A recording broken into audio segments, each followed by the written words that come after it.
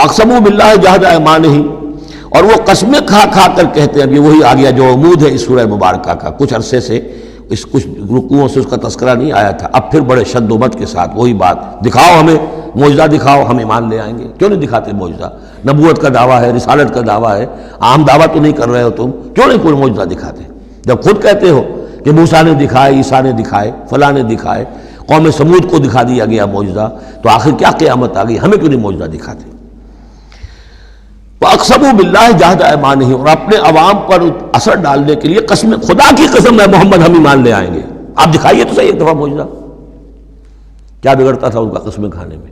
اقسموا باللہ جہد ایمانہم، وہ اللہ کی قسمیں کھا رہے ہیں اپنی پوری قوت کے ساتھ، شد و مت کے ساتھ. لئن جاءتہم آیۃ لیؤمنن بہا، اگر آیت آ جائے، نشانی آ جائے، معجزہ دکھا دیا جائے، وہ لازماً ایمان لے آئیں گے. قل انما الآیات عند اللہ، کہہ دیجئے نشانیاں تو سب اللہ کے اختیار میں ہیں، میرے اختیار میں نہیں. اللہ کا فیصلہ وہ نہیں دکھانا چاہتا. اب اس میں جو اثر پڑ سکتا تھا اہل ایمان پر، اس کا جواب ہے آگے. وما یشعرکم، اے مسلمانوں تمہیں کیا پتہ ہے، انہا اذا جاءت لا یؤمنون، جب وہ نشانی آ جائے گی تب بھی یہ نہیں مانیں گے، لیکن ان کی مہلت ختم ہو جائے گی، پھر وہ عذاب فوری طور پر آ جائے گا. ابھی در حقیقت اس میں خیر ہے، اس میں بھلائی ہے، اسی میں ان کے لیے اپنے اوپر سختی جھیل لو، اپنے اوپر جو بھی اس وقت تنگی آ گئی ہے، ضیق ہے، اس کو برداشت کرو. لیکن یہ کہ یہ چیز ان کے قوم کے حق میں، لوگوں کے حق میں مفید نہیں ہوگی. اور اب جو آیت آئی ہے وہ بہت ہی اہم ہے. وَنُقَلِّبُ أَفْئِدَتَهُمْ وَأَبْصَارَهُمْ كَمَا لَمْ يُؤْمِنُوا بِهِ أَوَّلَ مَرَّةٍ، ہم ان کے دلوں کو الٹ دیں گے، ان کی نگاہوں کو الٹ دیں گے، اس لیے کہ وہ ایمان نہیں لائے تھے پہلی مرتبہ.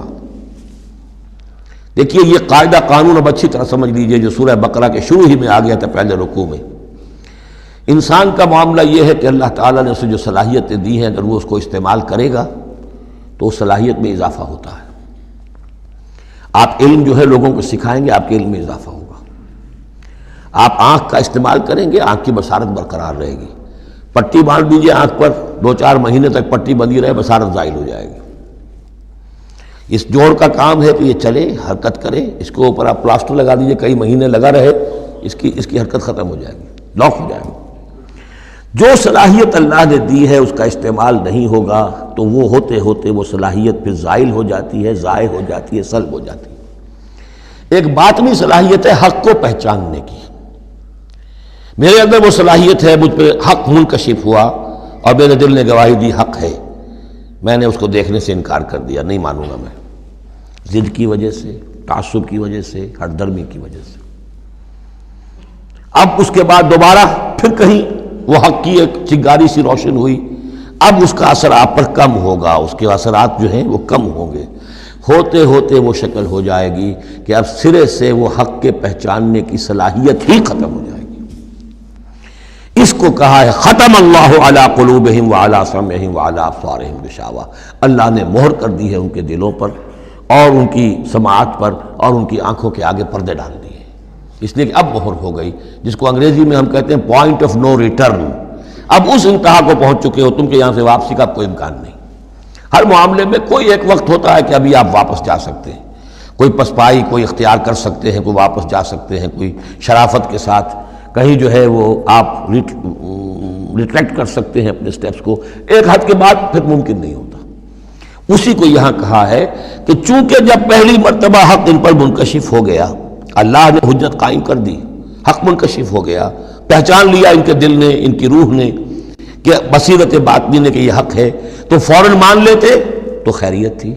چونکہ انہوں نے نہیں مانا تو اب تو ہم ان کے دلوں کو الٹ دیں گے، 100 معجزے بھی دیکھ لیں گے تو یہ ایمان نہیں لائیں گے. وَنُقَلِّبُ أَفْئِدَتَهُمْ وَأَبْصَارَهُمْ، ہم الٹ دیں گے ان کے دلوں کو بھی، ان کی نگاہوں کو بھی.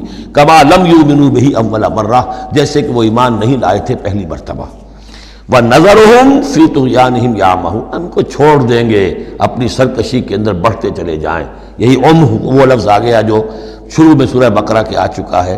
باطنی اندھاپا جو ہے، ایک ہے عین میم یہ آنکھوں کا اندھا ہو جانا، ایک ہے عین میم ہے دل کا اندھا ہو جانا.